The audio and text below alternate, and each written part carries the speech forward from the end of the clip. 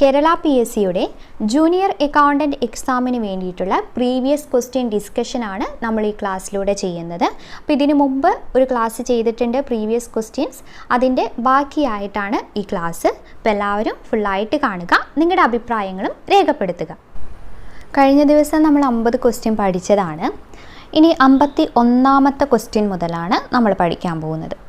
51th question, father of modern management is. Father of modern management, ഈ question PSC delete ചെയ്തിട്ടുണ്ട്. ആരാണ് father of modern management?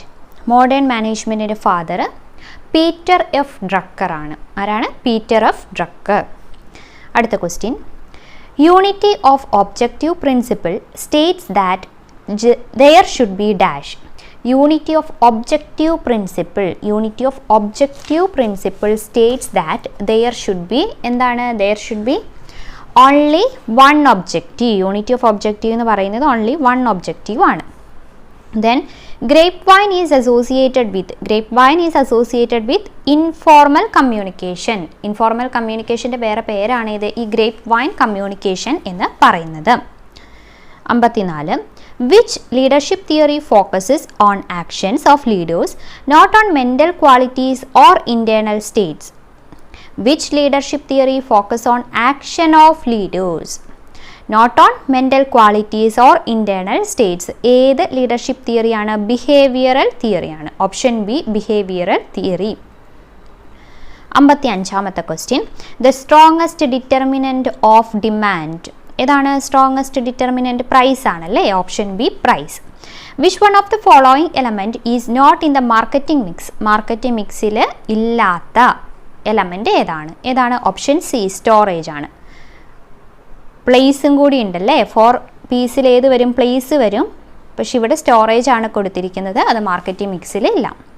57ാമത്തെ question, the process of dividing potential market into distinct sub-market of consumers with common needs or characteristics is known as. അതായത് മാർക്കറ്റിനെ sub market ആയിട്ട് divide ചെയ്യുന്നു, അതിനെ നമ്മൾ എന്ത് വിളിക്കും? Option C, market segmentation. One criteria that should always be applied to market segmentation. ഏത് criteria വെച്ചുകൊണ്ടാണ് നമ്മൾ മാർക്കറ്റ് സെഗ്മെൻറ്റ് ചെയ്യുന്നത്? ഓപ്ഷൻ ബി, ഹോമോജിനിറ്റി അല്ലേ. ഹോമോജിനിറ്റി വെച്ചുകൊണ്ടാണ്. അടുത്തത്, an analytical technique which facilitates dividing a market into segments. മാർക്കറ്റിനെ segment ആയിട്ട് divide ചെയ്യുന്നു, ആ ടെക്നിക്ക് ഏതാണ്? Market segmentation. The model that assumes buyer is a rational man and his buying decisions are totally governed by the concept of utility. Buyer എന്ന് പറയുന്നത് ഒരു rational മാനും buying decisions എന്ന് പറയുന്നത് യൂട്ടിലിറ്റി കൺസെപ്റ്റുമായിട്ട് റിലേറ്റ് ചെയ്തതാണ്. ഏത് മോഡലിലാണ് പറയുന്നത്? ഏതിലാണ്? ഇക്കണോമിക് മോഡലിലാണ് പറയുന്നത്. The model that assumes buyer is a rational man and his buying decisions are totally governed by the concept of utility. Annual report on currency and finance is published by. ആരാണ് publish ചെയ്യുന്നത്? RBI ആണല്ലേ. Option B, RBI. Annual report on currency and finance is published by RBI. Lead bank scheme introduce ചെയ്തത് 1969. Lead bank scheme introduced in 1969. EXIM bank, export import bank ആണ് EXIM bank അല്ലേ. EXIM bank is owned by ആരാണ്?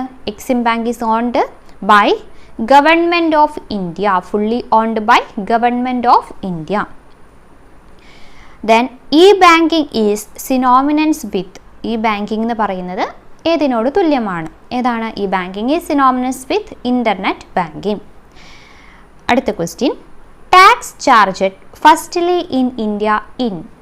ഇന്ത്യയിൽ ആദ്യമായിട്ട് tax charge ചെയ്തത് എന്നാണ്? Tax charged firstly in India എന്നാണ്? Option C, 1860. 1860. 1860. Tax charged firstly in India in 1860. Income from subletting of house property is taxable under the head. ഏതിലാണ് വരുന്നത്? ഇത് നമ്മൾ ക്ലാസ് ഇൻകം ടാക്സിൻ്റെ ക്ലാസ് എടുത്ത് പറഞ്ഞതായിരുന്നു. ഹൗസ് പ്രോപ്പർട്ടിയാണ് പക്ഷെ അതിൻ്റെ സബ്ലെറ്റിംഗ് വരുന്നത് ഇൻകം ഫ്രം അതർ സോഴ്സിലാണ് ടാക്സബിൾ ആവുകയുള്ളൂ. Income from subletting of house property is taxable under the head income from other sources. അടുത്ത question, the rate of taxation that does not discriminate rich and poor is known as. റിച്ചിനെയും പൂവറിനെയും discriminate ചെയ്യാത്ത rate of ടാക്സേഷനെ നമ്മൾ എന്ത് വിളിക്കും? Flat rate. Option C, flat rate.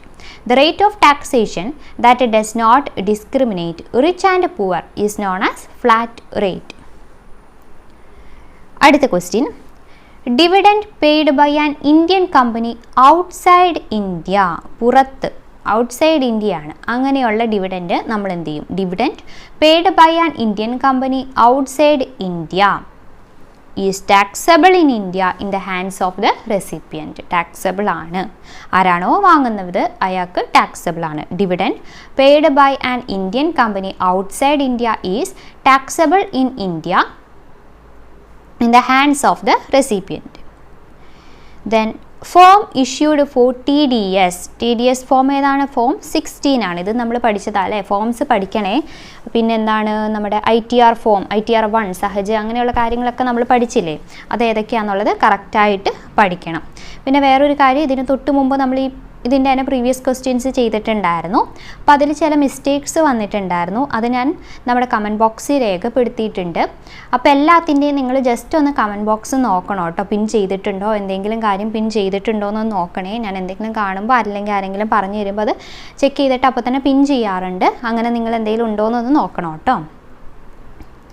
അടുത്തത്, tax hedging within the frame of law is known as. Tax hedging within the frame of law, അതായത് നമ്മുടെ ലോയുടെ, ഇൻകം ടാക്സ് ലോയുടെ ലൂപ്പ് ഹോൾസ് ഒക്കെ വെച്ചുകൊണ്ട് നമ്മൾ ടാക്സ് ഹെഡ്ജ് ചെയ്യുന്നതിന് എന്ത് പറയും? Tax avoidance. എന്താണ് ടാക്സ് അവോയ്ഡൻസ്? അടുത്ത question, conversion cost is equal to the total of dash. Conversion cost is equal to the total of direct wages and factory overhead. Option D ആണ് ഉത്തരം. Direct wages and factory overhead. Conversion cost is equal to the total of direct wages and factory overhead. അടുത്ത question, overheads collected for a period are allocated or apportioned to various production and service departments are known as. അതിനെ എന്ത് വിളിക്കും? Primary distribution. എന്താണ് primary distribution എന്ന് പറയുന്നത്? Overheads collected for a period are allocated and apportioned to various production and service department. Collect ചെയ്തത് നമ്മൾ പല service department അല്ലെങ്കിൽ പ്രൊഡക്ഷൻ ഡിപ്പാർട്ട്മെൻറ്റിലേക്ക് അലോക്കേറ്റ് ചെയ്ത് കൊടുക്കുന്നു. അതിനെയാണ് പ്രൈമറി ഡിസ്ട്രിബ്യൂഷൻ എന്ന് പറയുന്നത്. Which of the following is correct at break even point? ഇതിലേത് ഇക്വേഷൻ ആണ് ബ്രേക്ക് ഇവൻ പോയിന്റ് റിലേറ്റ് ചെയ്ത് കറക്റ്റ് ആയിട്ടുള്ളത്? ഏതാണ്? കോൺട്രിബ്യൂഷൻ ഈക്വൽ ഫിക്സഡ് കോസ്റ്റ് ആണ് കറക്റ്റ് ആയിട്ടുള്ളത്. Option A, contribution equal fixed cost.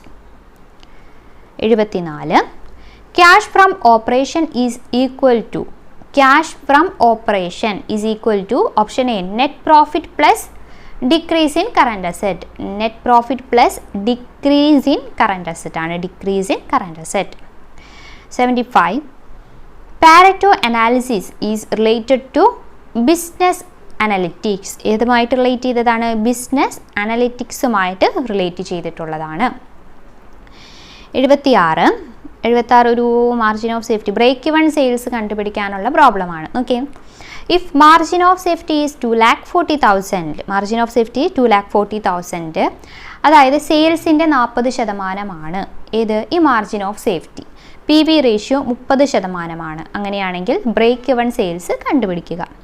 സെയിൽസിൻ്റെ 40% margin of safety അല്ലേ? അപ്പോൾ സെയിൽസ് നമുക്ക് അതിൽ നിന്ന് കണ്ടുപിടിക്കാമല്ലോ.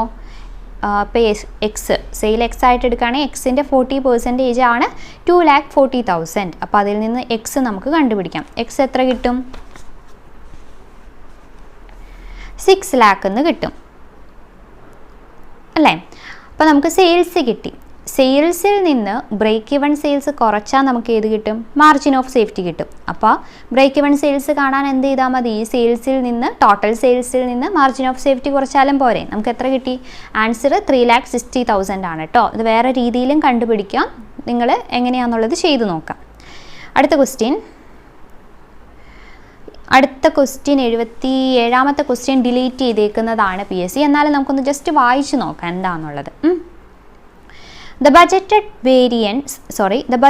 variable overhead for March are rupees 3,840. Budgeted variable overhead തന്നിട്ടുണ്ട് അല്ലേ. Then budgeted production for the month. Budgeted production എത്രയാണ്? 38,400, 38,400 units ആണ്. The actual variable overhead 3,830 ആണ്. Actual production 38,640 ആണ്. അങ്ങനെയാണെങ്കിൽ വേരിയബിൾ പ്രൊഡക്ഷൻ ഓവർഹെഡ് വേരിയൻസ് കണ്ടുപിടിക്കാനാണ് പറഞ്ഞിരിക്കുന്നത്. ഇതിൽ ആൻസർ കറക്റ്റായിട്ടില്ല, അതുകൊണ്ടായിരിക്കും PSC ഇത് ഡിലീറ്റ് ചെയ്തത്. എങ്ങനെ കണ്ടുപിടിക്കാൻ സാധിക്കും? എങ്ങനെയാണ് വേരിയബിൾ പ്രൊഡക്ഷൻ ഓവർഹെഡ് വേരിയൻസ് കണ്ടുപിടിക്കുന്നത്? ഇതിൽ ബജറ്റഡ് എത്രയാണ് തന്നിരിക്കുന്നത്? ബജറ്റഡ് വേരിയബിൾ ഓവർഹെഡ് 38,40 തന്നിട്ടുണ്ട് അല്ലേ. നമുക്ക് ആദ്യം സ്റ്റാൻഡേർഡ് വേരിയബിൾ ഓവർഹെഡ് കണ്ടുപിടിക്കാം. സ്റ്റാൻഡേർഡ് വേരിയബിൾ ഓവർഹെഡ് കണ്ടുപിടിക്കാൻ നിങ്ങൾ ശ്രദ്ധിച്ചിരിക്കുക, പേന എടുത്ത് എഴുതുക. സ്റ്റാൻഡേർഡ് വേരിയബിൾ ഓവർഹെഡ് കണ്ടുപിടിക്കുന്നത് എങ്ങനെയാണ്? Budgeted variable overhead divided by budgeted production. Standard variable overhead equal to budgeted variable overhead divided by budgeted production. അപ്പോൾ നമുക്ക് 38,40 ഡിവൈഡഡ് ബൈ 38,400 എന്ന് വരും അല്ലേ. അപ്പോൾ ആൻസർ എത്ര വരും? 0.10 എന്ന് ആൻസറും കിട്ടി. അപ്പോൾ സ്റ്റാൻഡേർഡ് വേരിയബിൾ ഓവർഹെഡ് നമുക്ക് എത്ര കിട്ടി? 0.10 എന്ന് കിട്ടി. ഇനി നമുക്ക് ടോട്ടൽ സ്റ്റാൻഡേർഡ് വേരിയബിൾ ഓവർഹെഡ് കണ്ടുപിടിക്കണം. ടോട്ടൽ സ്റ്റാൻഡേർഡ് വേരിയബിൾ ഓവർഹെഡ് കണ്ടുപിടിക്കാൻ actual quantity into standard variable overhead, actual quantity അല്ലെങ്കിൽ actual production into standard variable overhead ചെയ്താൽ മതി. അപ്പോൾ സ്റ്റാൻഡേർഡ് വേരിയബിൾ ഓവർഹെഡ് എത്രയാണ്? 0.10 എന്നുള്ളത് നമുക്ക് കിട്ടി. ആക്ച്വൽ ക്വാണ്ടിറ്റി അല്ലെങ്കിൽ ആക്ച്വൽ പ്രൊഡക്ഷൻ എത്രയാണ്? 38,640 യൂണിറ്റ് ആണ്. അപ്പോൾ ആ രണ്ടും കൂടി മൾട്ടിപ്ലൈ ചെയ്താൽ മതി. 38,640 ഇൻറ്റു 0.10 ഈക്വൽ എത്ര കിട്ടും? 3,864 എന്ന് കിട്ടും. 38,64 എന്ന് കിട്ടും. അപ്പോൾ സ്റ്റാൻഡേർഡ് വേരിയബിൾ ഓവർഹെഡ് കണ്ടു, പിന്നെയോ ടോട്ടൽ സ്റ്റാൻഡേർഡ് വേരിയബിൾ ഓവർഹെഡും കണ്ടു. നിങ്ങളിത് എഴുതി തന്നെ നോക്കണം കേട്ടോ, അല്ലാതെ കേട്ടിരുന്നാൽ മനസ്സിലാവില്ല. അത് രണ്ടും കിട്ടിയാൽ നമുക്ക് എന്ത് കാണാം? വേരിയബിൾ പ്രൊഡക്ഷൻ ഓവർഹെഡ് കാണാൻ സാധിക്കും. എങ്ങനെ കാണും? Variable production overhead variance equal standard variable overhead minus actual variable overhead. Variable production overhead equal standard variable overhead minus actual variable overhead. Standard എത്രയാണ്? 38,64 നമ്മൾ കണ്ടുപിടിച്ചു. അതിൽ നിന്ന് ആക്ച്വൽ ആയിട്ടുള്ള 38,30 കുറച്ചാൽ മതി. ആക്ച്വൽ വേരിയബിൾ ഓവർഹെഡ് 38,30 കുറയ്ക്കുമ്പോൾ നമുക്ക് എത്ര കിട്ടും? 34 എന്ന് കിട്ടും അല്ലേ. 34 അങ്ങനെയാണ് ഇത് വരുന്നത്. അപ്പോൾ അതിൽ ആൻസർ ഇല്ല, നിങ്ങൾ ജസ്റ്റ് ഒന്ന് ഓർത്ത് വയ്ക്കുക എങ്ങനെയാണെന്നുള്ളത്. അടുത്ത ക്വസ്റ്റ്യൻ, ഈ FNSD analysis N stands for. N എന്ന് പറയുന്നത് എന്താണ്? N stands for normal moving item അല്ലെ. നോർമൽ മൂവിങ് ഐറ്റം ആണ്. Back flush accounting system is related to. Back flush accounting system is related to JIT system. Just in time JIT സിസ്റ്റമായിട്ട് relate ചെയ്തിട്ടുള്ളതാണ് back flush accounting system.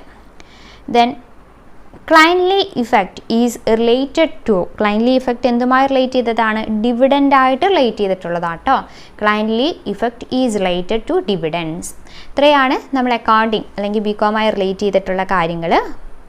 ബാക്കി 20 questions GK CA അതായി ബന്ധപ്പെട്ടതാണ്, നമുക്ക് നോക്കേണ്ട ആവശ്യമില്ല. അപ്പോൾ ഈ ക്വസ്റ്റ്യൻ പേപ്പർ 108/2021 എന്ന കാറ്റഗറി നമ്പറുള്ള ക്വസ്റ്റ്യൻ പേപ്പർ ഫുൾ നമ്മളിപ്പോൾ ഡിസ്കസ് ചെയ്ത് കഴിഞ്ഞിട്ടുണ്ട്. അപ്പോൾ അതെല്ലാവരും കാണാൻ വേണ്ടി ശ്രദ്ധിക്കുക. ഇനി നമ്മൾ കമ്പനി ലോ എന്നത് ഇപ്പോൾ തന്നെ ഇടും, അതിനു മുമ്പ് ഇത് കാണുക. കമ്പനി ലോയും കൂടി തീർന്നു കഴിഞ്ഞാൽ നാളെ തീരും, എന്തായാലും ഇന്ന് തന്നെ തീരും. ഇന്ന് തന്നെ തീർക്കാൻ നോക്കുന്നുണ്ട്. അപ്പോൾ ഇന്ന് തന്നെ തീരും. പിന്നെ നാളെ മുതൽ ബാക്കി MCQ നമ്മുടെ മൊഡ്യൂൾ വൈസ് MCQ ഒക്കെ ചെയ്തു തരാം. അപ്പോൾ എല്ലാവരും ക്ലാസ്സുകൾ കാണുക, നന്നായി പഠിക്കുക. എല്ലാവരും പഠിക്കുന്നുണ്ട് എന്ന് വിശ്വസിക്കുന്നു. അപ്പോൾ അടുത്ത ക്ലാസ്സിലൂടെ വീണ്ടും കാണാം. അതുവരെ താങ്ക് യു.